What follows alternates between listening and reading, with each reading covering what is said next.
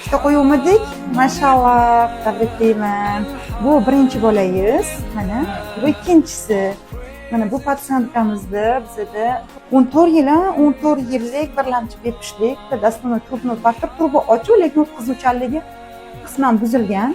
14 yil davomida homiladorlik bo'lmagandan keyin bu patsientkamizdan biz birinchi embriotransferimiz omadsiz bo'ldi. Ikkinchisi Xudoga shukr juda ham yaxshi. Mana natijalar bilan, yurak urishi ham ko'rinib turibdi bolachamiz. Mana ko'rasizmi? Kamera ham. Endi hozir bunaqa paytda kichkina bo'lgancha mana bunisi ham. Bu quvonchli xabar. Patsientkamizda homiladorlik kuzatildi. Tabriklayman. Patsientkamizda birlamchi bepishlik 14 yil. Bizda smashing faktor xo'jayinlarning spermasida OAT sindromi bor edi. Выражен emas, lecheniya qildik.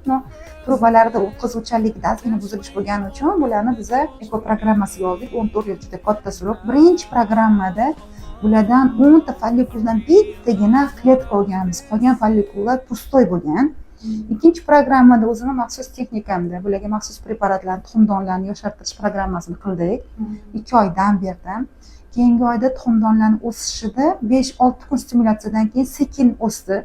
Stimulyatsiyani to'xtatib 3 kun pererif bilan chaqirdim. Siz 3 kun pererif bilan chaqirganimizda follikullar yanada yaxshi o'sganini ko'rib, bu ayolimizdan ikkinchi programmada 10 ta tuxum hujayra oldik. Hammasi bo'lib, bulardan 5 ta embrion hosil bo'ldi.